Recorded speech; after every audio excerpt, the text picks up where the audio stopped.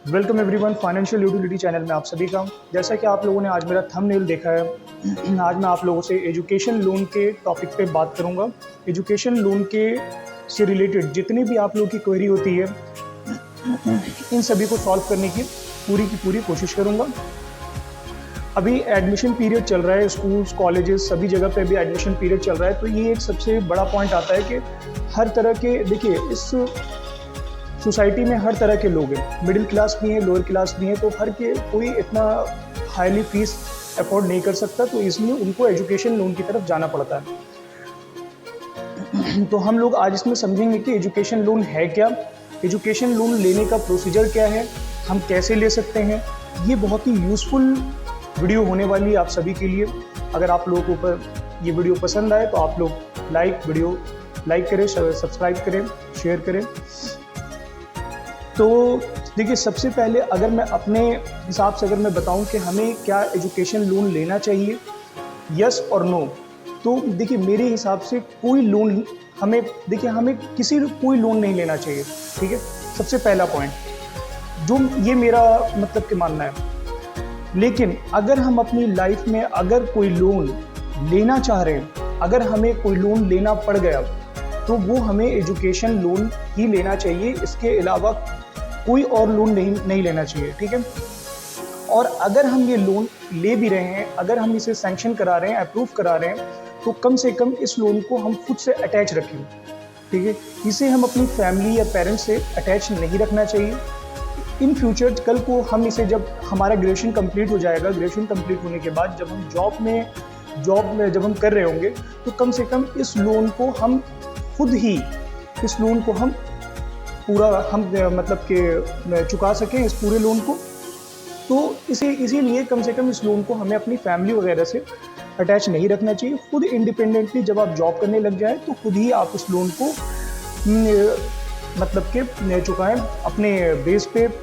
ठीक है, देखिए बेसिकली एजुकेशन लोन जो है, ये एजुकेशन लोन स्टूडेंट्स के लिए ही डिज़ाइन किया गया है, स्टूडेंट्स की हेल्प के लिए ही इस एजुकेशन लोन को डिज़ाइन किया गया है कि मतलब एजुकेशन रिलेटेड जितने भी खर्चे हैं, जैसे फॉर एग्जांपल आपके ट्यूशन फीस हो गई, आपके कॉलेजेस की फ़ीस हो गई, स्कूल्स की फ़ीस हो गई, आपके बुक्स हो गए, आजकल बुक्स भी बहुत ही कॉस्टली बुक्स आते हैं, तो आपके बुक्स हो गए, आपका लिविंग कॉस्ट हो गया, आप जैसे कि किसी अदर स्टेट में आप हॉस्टल वगैरह में रहते हैं तो आपका लिविंग कॉस्ट हो गया।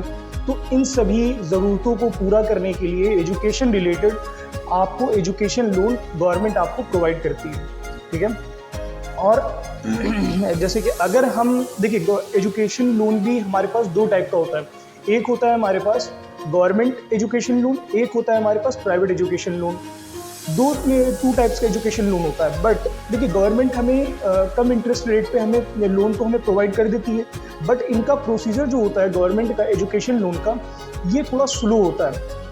इसलिए होता क्या है कि वहाँ पे आप जैसे काफ़ी सारे लोगों का वहाँ पे डॉक्यूमेंट्स बैंक्स में वहाँ पे अप्रूव होने के लिए रखा हुआ होता है, तो इसलिए वहाँ पे बहुत काफ़ी टाइम ले लेते हैं वो लोग गवर्नमेंट वाले।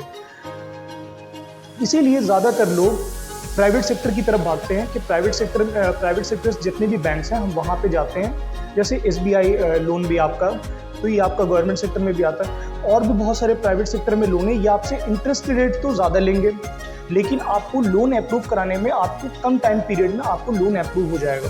ठीक है, देखिए ये तो हो गया कि लोन का हम लोगों ने अभी देखा कि लोन का क्या। और बहुत सारे हमारे पास क्या होते हैं कि कॉलेज बैंक भी होते हैं। ठीक है, अपना कॉलेज का खुद का बैंक होता है, तो कॉलेज वाले खुद भी एजुकेशन लोन प्रोवाइड करते हैं।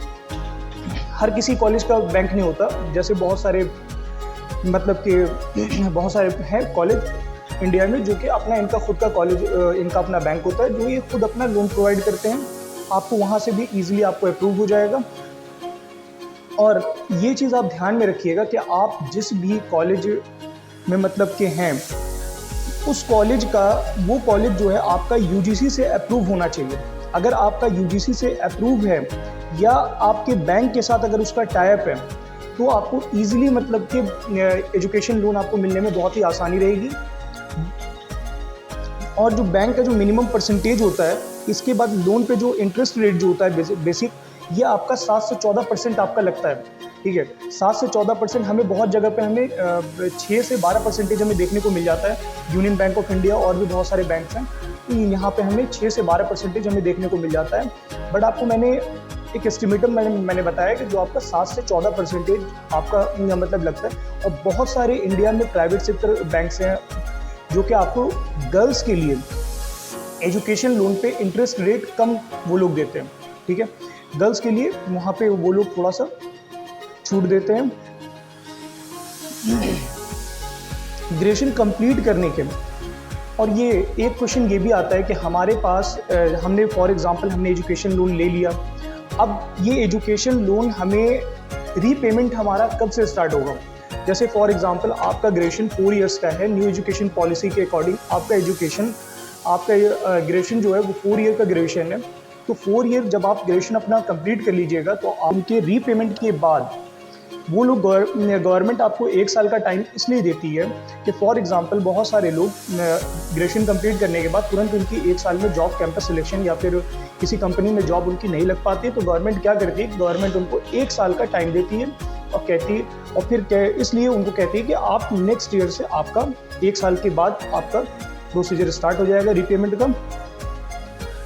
का प्रोसीजर आपका स्टार्ट हो जाता है। और इंटरेस्ट रेट, और एक चीज़ और देखिए, आप लोगों ने देखा होगा कि होम लोन और एजुकेशन लोन में इंटरेस्ट रेट ज़्यादा, मतलब कि ये लोग इंटरेस्ट रेट ज़्यादा ये लोग देते हैं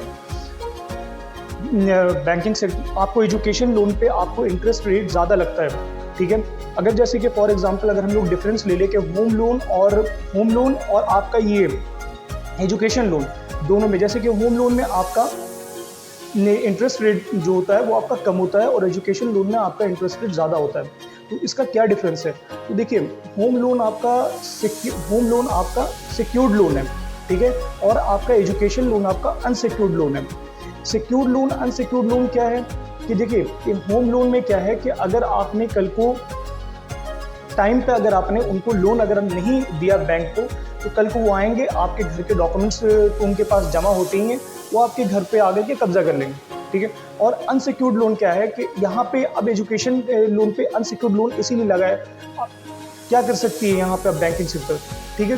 बहुत लोग कुछ बैंक्स का देख लेते हैं कि परसेंटेज यहाँ पे लोग क्या क्या ले रहे हैं। तो मैंने 2-3 बैंक्स को मैंने देखा है जिसका परसेंटेज मतलब सही है, आप लोग यहाँ से भी ले सकते हैं। यूनियन बैंक ऑफ इंडिया का अगर हम लोग देखें तो इंटरेस्ट रेट इसका 10% पर एनम से लेकर के 12.50% आपका पर एनम आपका अभी इसका इंटरेस्ट रेट चल रहा है, ठीक है। एसबीआई का इंटरेस्ट रेट इसका 8.15% पर एनम से लेकर 11.75% पर एनम चल रहा है। पंजाब नेशनल बैंक का आपका 4% पर एनम से लेकर के 12.75% पर एनम चल रहा है आपका। आईडीएफसी बैंक का 10% पर एनम से लेकर के 15% पर एनम चल रहा है। ये एजुकेशन लोन जब हमने, जैसे कि फॉर एग्जांपल हमने बैंक में लिया, हमने अप्रूव करवाया, ठीक है, ये प्रॉपरली अप्रूव होने में कम से कम 1 से 4 वीक लग जाता है। ये इसके फुल्ली प्रोसीजर में 1 से 4 वीक लग जाता है, ठीक है। किसी का 1 हफ्ते में भी हो जाता है, ठीक है। इसके पीछे क्या रीज़न है, इसके पीछे रीज़न सिंपल सा है कि अगर आपका फॉर एग्जांपल जैसे यूनियन बैंक ऑफ इंडिया में अगर आप लेना चाह रहे हैं, तो यूनियन बैंक ऑफ इंडिया में अगर कोई स्टाफ, अगर आपका अपना पर्सनल कोई आदमी है, तो आप उसकी हेल्प ले सकते हैं, तो आपका ईजिली 1 हफ्ते में अप्रूव हो जाएगा।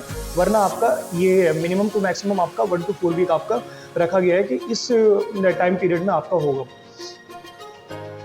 काफ़ी मतलब कि इसीलिए थोड़ा सा टाइम इसमें ज़्यादा लग जाता है। और गवर्नमेंट में तो मैंने आपको बताया कि वहाँ पर एप्लीकेशन इतनी ज़्यादा सबमिट होती हैं कि इसलिए ये लोग, और अगर मैं आप लोगों से डॉक्यूमेंट्स की अगर मैं आप लोगों से बात करूँ कि डॉक्यूमेंट्स क्या क्या लग जाते हैं, तो डॉक्यूमेंट्स हमारे पास देखिए आपको साइड में यहाँ पे स्क्रीन पे दिख रहा होगा कि मैंने कुछ लिस्ट मतलब बनाई हुई है, यहाँ पे कुछ लिस्ट है हमारे पास। तो देखिए ये सारे के सारे डॉक्यूमेंट्स, तो अगर आपने 7.5 लाख से ऊपर का लोन लिया है, ठीक है, तो आपको ये सारे के सारे डॉक्यूमेंट्स की ज़रूरत पड़ेगी, ठीक है। किसी भी बैंक से अगर आप अप्रूव कराने के लिए जाएँ, किसी भी प्राइवेट सेक्टर में या फिर गवर्नमेंट सेक्टर से, तो आपको ये सारे डॉक्यूमेंट्स की ज़रूरत पड़ेगी। लेकिन अगर आप 4 लाख या 4 लाख से नीचे का अगर आप एजुकेशन लोन ले रहे हैं, basic tuitions, basic school fees या फिर बुक्स वगैरह के लिए, तो आपको क्या है कि यहाँ पे इन सारे डॉक्यूमेंट्स की ज़रूरत नहीं पड़ती है। इनमें से कुछ ही डॉक्यूमेंट्स में आपका काम बन जाएगा, आपका काम हो जाएगा। आपको ज़्यादा डॉक्यूमेंट्स की ज़रूरत नहीं पड़ेगी। जैसे कि मैं आपको यहाँ पे साइड में स्क्रीन पे दिख रहा होगा कि डॉक्यूमेंट फिल्ड एप्लीकेशन, जो आपको एप्लीकेशन फॉर्म दिया जाएगा, उसको मतलब कि पूरा फिल करके आप उस फॉर्म को दें। एडमिशन लेटर आपको चाहिए, फिर fee structure with college seal, prospectus of college, जिस कॉलेज का आप लेना चाह रहे हैं, जिस कॉलेज में आप एडमिशन लेना चाह रहे हैं वहाँ का प्रोस्पेक्टस होना चाहिए, पासपोर्ट साइज फोटोग्राफ आपके पास होना चाहिए, आइडेंटिटी प्रूफ जैसे कि आपके पास वोटर आईडी भी चलेगा, आपका आधार कार्ड भी चलेगा, पासपोर्ट भी चलेगा, ड्राइविंग लाइसेंस भी, पैन कार्ड और भी एक्सेट्रा जो भी आपके आइडेंटिटी प्रूफ है वो चल जाएंगे।